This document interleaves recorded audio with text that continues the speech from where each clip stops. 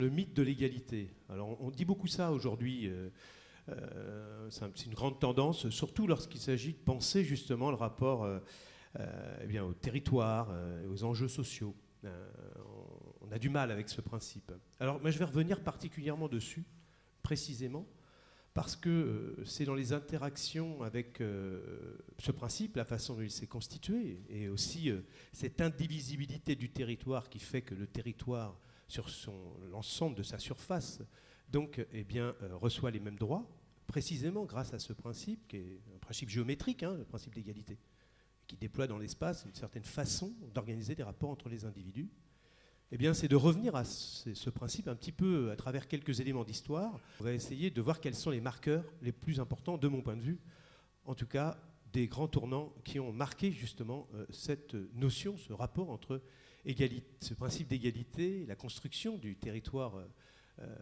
de la modernité, celui de la République et de la démocratie, et puis les enjeux sociaux qui ont aussi à voir avec une autre façon d'envisager donc le territoire. Alors effectivement, le territoire, il est partout. Il revient en force aussi dans le débat politique, puisque la réforme des collectivités locales qui a été abandonnée, donc qui était celle de la majorité précédente, a été remplacée par la proposition de l'acte 3 de la décentralisation, qui aussi entend s'attaquer à ce fameux millefeuille français, mais en rajoutant une couche en quelque sorte avec les métropoles.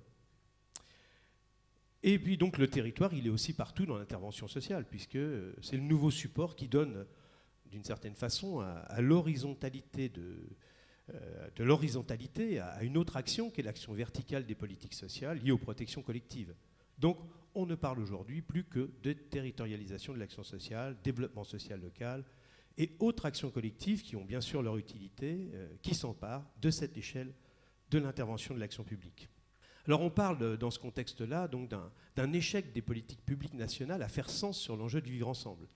La solution serait donc dans le fait de repenser l'action publique à une autre échelle, l'échelle des territoires, à la fois partant des besoins exprimés par la population de chaque territoire d'intervention choisi, et puis avec l'ensemble, bien sûr, des partenaires institutionnels pour définir un projet global. Le diagnostic territorial est devenu la pierre angulaire de la construction de la réponse sociale à l'échelle du territoire. Maintenant, l'ensemble des services départementaux de l'action sociale en passe par là. Il est question donc de se doter d'outils qui permettent de mieux prévenir les exclusions en amont, des situations à risque des populations donc vulnérables. Alors on en appelle donc au retour des anciennes formes de solidarité dont on accuse l'État-providence d'en avoir épuré la société en les remplaçant par l'anonymat que créerait le principe des solidarités universelles. Donc on voit aussi fleurir dans ce contexte tout un courant de pensée qui nous dit que l'équité serait pressentie comme mieux à même de répondre que l'égalité à la question de l'égalité des chances. Mais est-ce qu'on mesure bien là toutes les conséquences de cette mise en perspective ? Il faut chercher effectivement des solutions puisque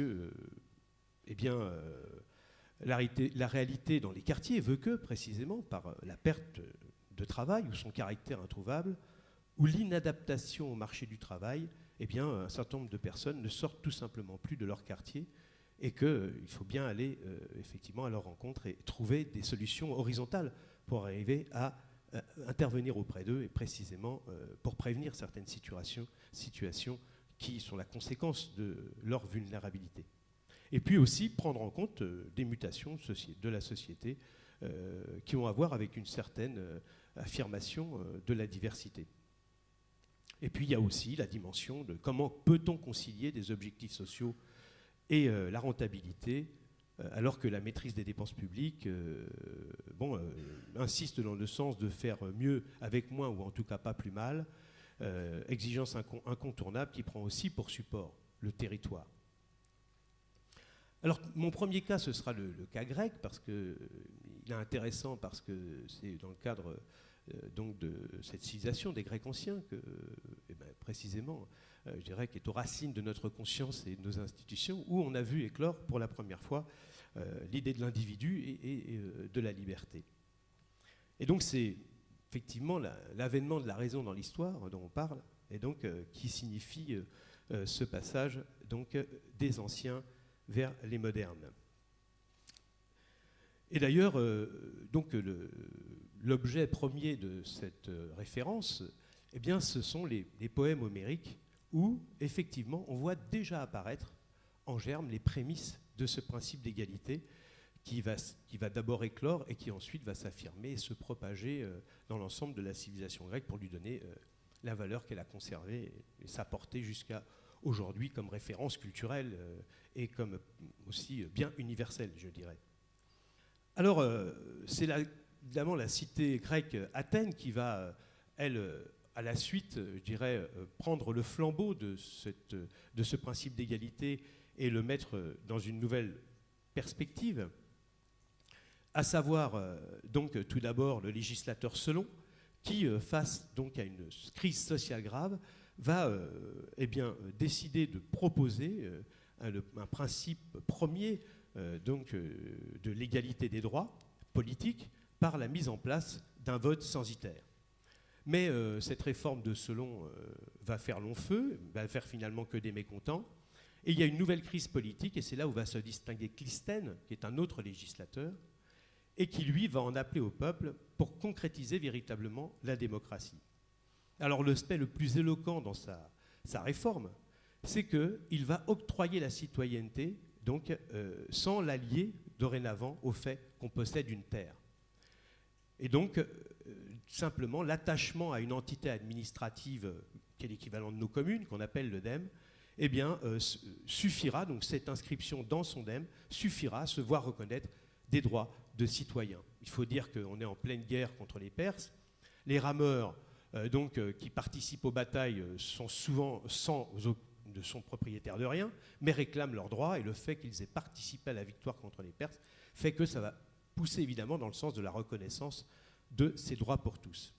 Et donc il va créer des institutions donnant leurs droits démocratiques aux nouveaux citoyens, quelle que soit leur origine, riche ou pauvre,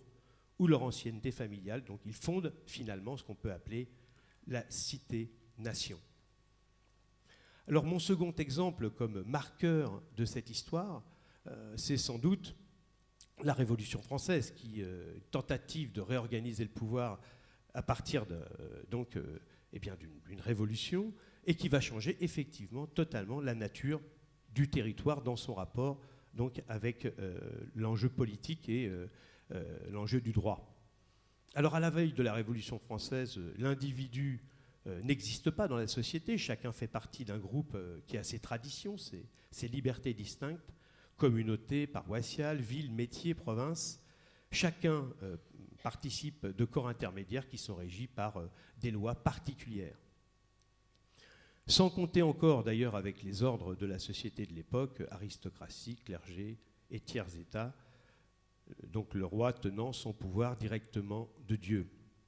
Et puis face à cela, eh bien, la Révolution française va imposer des principes d'organisation politique fondés non sur la tradition, mais sur la raison. La société devient donc à être composée d'individus égaux qui ensemble forment ce que l'on va appeler la nation. Et la nation, donc, c'est cet espace de souveraineté donc, qui fonde l'État à partir de l'élection et le principe de la représentation d'un peuple constitué en corps politique, avec évidemment le principe de la séparation des pouvoirs dans une constitution qui garantit les individus, les citoyens, contre l'arbitraire, y compris même de l'État. La loi devient donc l'expression de la volonté générale et le territoire de la nation, un territoire indivisible, garantissant à l'individu la même loi, les mêmes droits et libertés, responsabilités partout. On crée une administration provinciale, décentralisée, donc sur un modèle administratif dont nous avons d'ailleurs hérité et qui met complètement à bas l'administration de l'Ancien Régime. On découpe la France en départements, 83, et elle remplace les anciennes paroisses qui deviennent donc des communes. On crée aussi l'égalité devant l'impôt, qui fait son entrée dans l'histoire, et qui est en continuité encore aujourd'hui avec ces différents thèmes que sont les contributions directes, foncières, personnelles ou mobilières. L'unification du territoire s'est réalisée sur le fondement de la citoyenneté, une citoyenneté qui a acquis plusieurs dimensions, politiques, donc droit de vote et d'éligibilité, civique, des libertés individuelles et des libertés publiques, et puis même balbutiante une dimension sociale avec la création donc, de comités de mendicité où on va donner pour la première fois un statut de droit à l'indigent. Alors dans la continuité, et là je passe un petit peu en revue les différents attributs de cette République, dont effectivement sa dimension sociale aussi, puisque eh bien, elle est déjà annoncée par Jean-Jacques Rousseau, qui dit que si l'individu aliène sa liberté à la société, elle lui doit en retour eh bien, protection. Les distinctions sociales ne doivent être fondées que sur l'utilité commune, comme le dit l'article 1 de la Déclaration des droits de l'homme et du citoyen, ce qui va se traduire d'ailleurs dans le principe de la sécurité sociale. Chacun cotise selon ses moyens et reçoit selon ses besoins. Lors des assises de la protection de l'enfance, les troisièmes assises de mars 2009, où on évoquait combien la question du lien social était presque un préalable à l'accompagnement des usagers pour intervenir le plus haut possible en amont et essayer de prévenir donc, les situations d'exclusion. Donc Catherine Farinelli, conseillère déléguée à la protection de l'enfance près de la Cour d'appel de Lyon, nous rappelait que l'éthique du travail social ne pouvait s'exonérer des valeurs du service public. D'une certaine façon, cela résume assez bien mon intervention qui, s'il est question d'articuler cette transversalité des acteurs avec le territoire et les enjeux sociaux, eh bien que cela ne se fasse pas au détriment des valeurs collectives et de l'intérêt général.